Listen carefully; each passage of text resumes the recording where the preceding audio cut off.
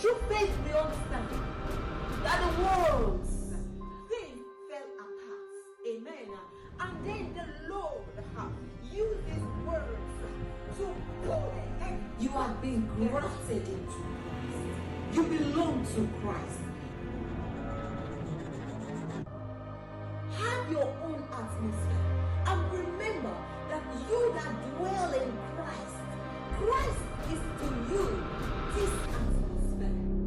Let there be light and continue to carry your own atmosphere, and no harm will come near you.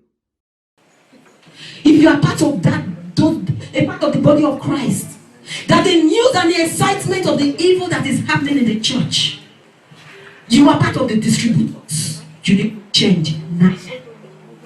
Whenever you hear about a man of God fell, you bring a curse when you are the one spreading the evil. Leave them to God. Anyone that is, do you know that everybody will stand before God in judgments? Leave them to God. You have not become. When did you become the judge of God? When did you become the advocate of the Father? You think the Father don't see them? You think the Father don't know who is doing the wrong, who is doing right? You think he doesn't know? Don't become the judge of the church. Because in so doing, you join the group of people that is carrying the bad rumor concerning the body of Christ. A lot of us, when things are happening within our family, we contain it. We don't want another person to hear. We don't go about sharing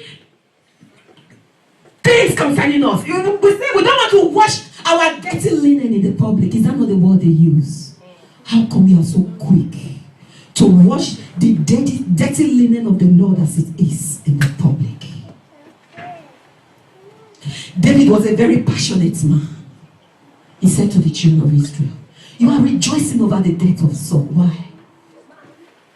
Tell it not in Gath. Don't even publish it on the street of Askelon. He said, let the daughter of the Philistines rejoice. Some of you received, somebody sent me a text concerning how that pastor is eating money. I called her and said, please, you see this kind of text. Don't send it to me again. What do you want to know? I taught mine. Question your teacher. What is your point? Where are you getting at? Praise the Lord. So don't talk evil about or against your church. If you've done it, repent today. Repent. We thank God for the dispensation that we are in. Is a time of grace. Grace and endless grace. But the Bible says that we don't sin so that grace will continue to abound. Praise the Lord. Because there is a time that is come that the grace expire. But it is our prayer that we will not be on earth when grace expires. Praise the Lord. I'm dealing on the topic today, the intimacy with God. Intimacy with God. And my main text is going to be taken from the book of Exodus. Intimacy with God. Exodus chapter 3 from verse 7 to 11.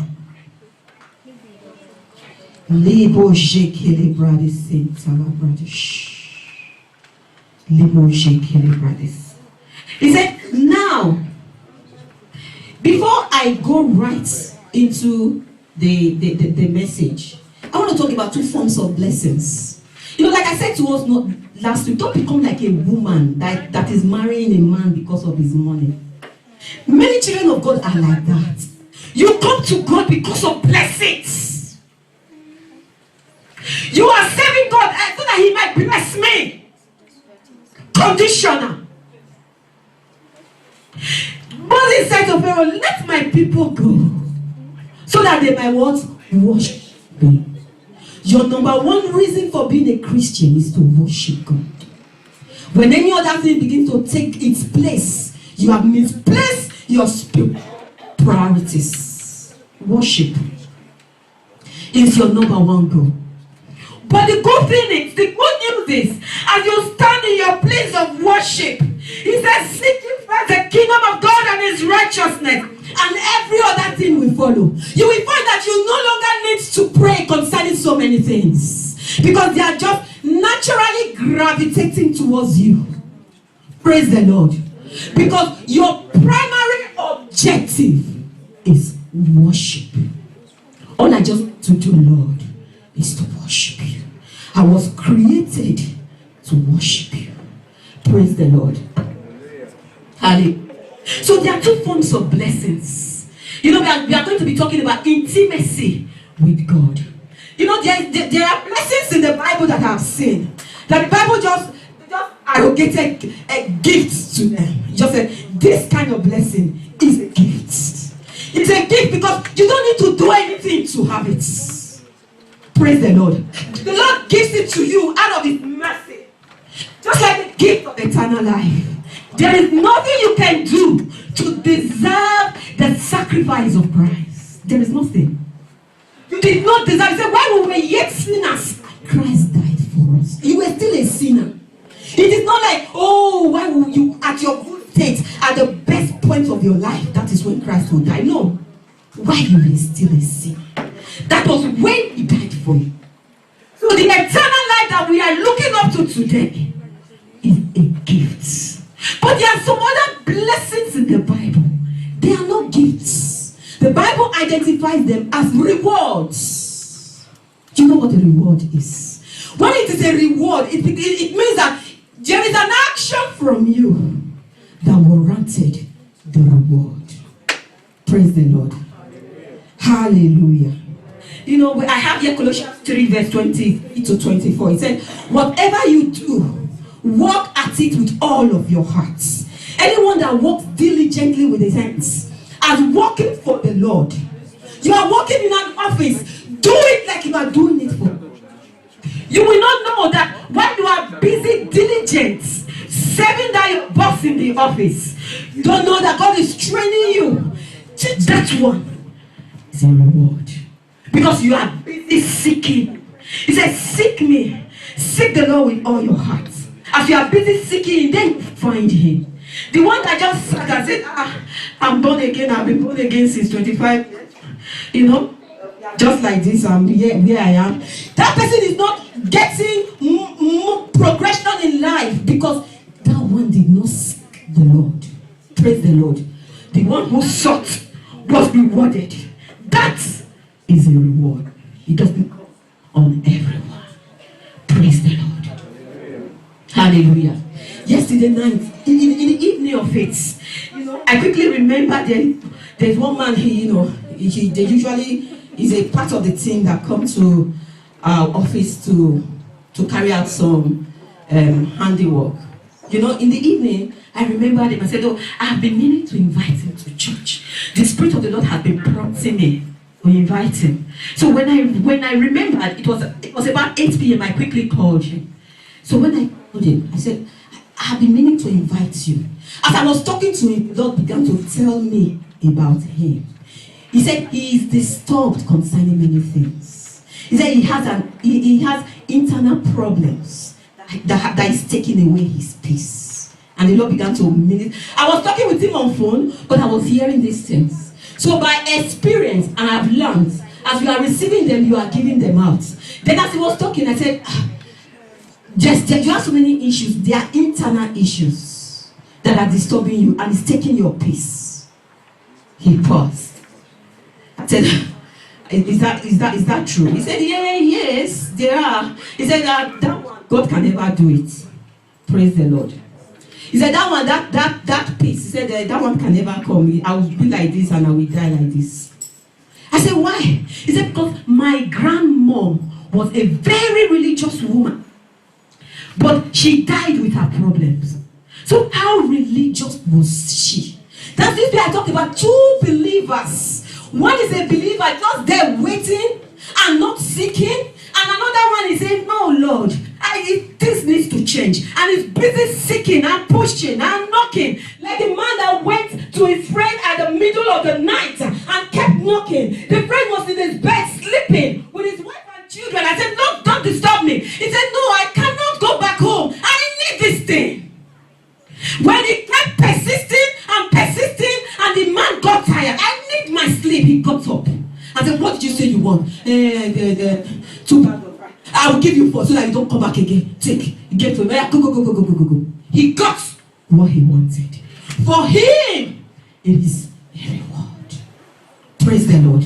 So the one that didn't know how to seek or how to go about it, we can die in it and go to heaven. It's not to rob you of your salvation. So for that singular reason. Then I said to him, the Lord just told me now about your life. There were so many things that, just in case he watches, there were so many things that I don't want to start to talk about. It wasn't up to 5 minutes. And I was just talking to him. The Lord was just downloading his life for me. So I said, I didn't know about these things. So as I was sharing with him, and I said, well, now that I have spoken to you, I believe that a seed has been sown. There is a reason why the Lord prompted me to come to you. Your Nana may not have got it, but when you come to him and learn how to seek him, you could get it. I said, I'll leave you with it. You think about it. He said, okay. Because he said, man, you know that our target is to go out to them. Praise the Lord. Hallelujah.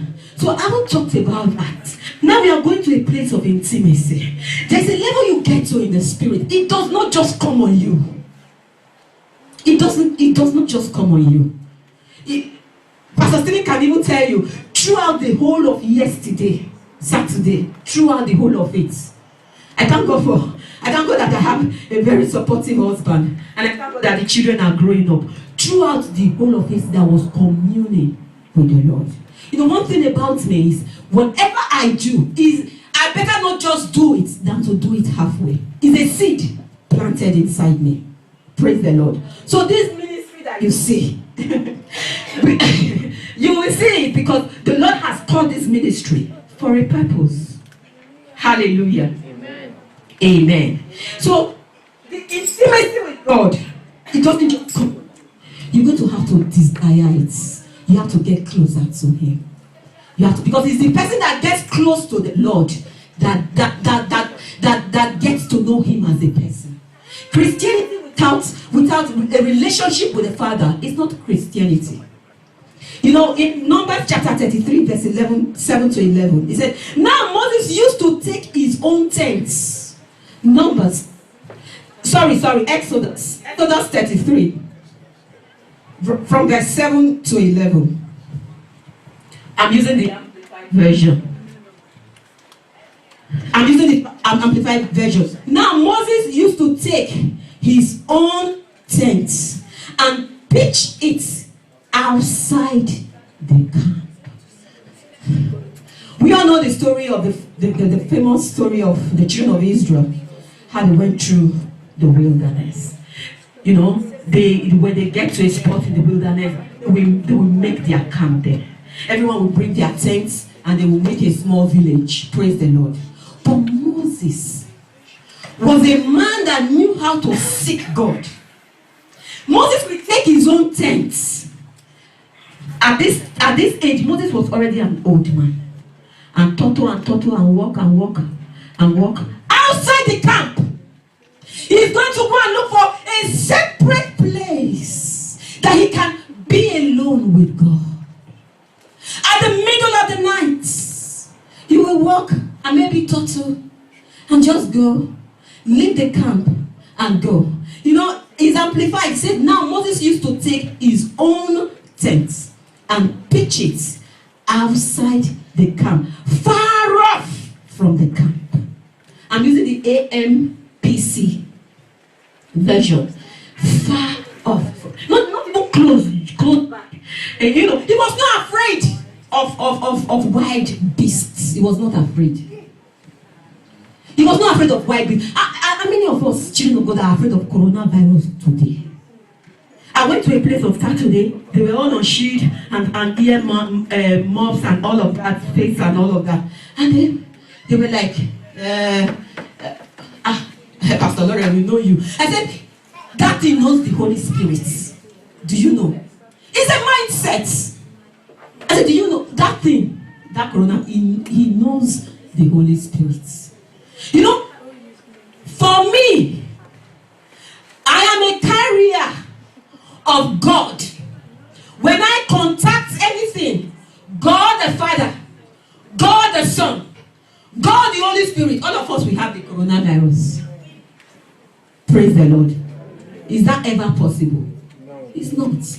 I learned from my pastor years ago while they were still on campus. You know, he said our other pastor, they saw they were always to hire a hall to do, what do you call it? All these conventions, campus fellowships and all of that. It was a program of campus. They are always kind of not granting it, you know. So they went ahead, because they already planned the program ahead. They went ahead and started the program in the biggest hall on campus. They already put in the application, but the man that was there was just dragging its feet. He was not approving it. So they just said, we've already put it in. They went ahead and started the program. Then when the man now heard noise where he was, he came. He came to the program hall. As they saw him, all the pastors, my pastor said they had just they just cut the grass. They just mown all those places. There were heaps of grass everywhere. He said one of the pastors just went inside, dug inside the grass, went to hide himself under the grass. So when the man had come and gone, of course he did not do anything. When he had gone and gone, it was not easy. Reverend Tom, you took the Holy Spirit under grass. So that is the kind of mindset. Next time you are afraid and you are protecting yourself, just know that that is the level to which you have humiliated God. Praise the Lord.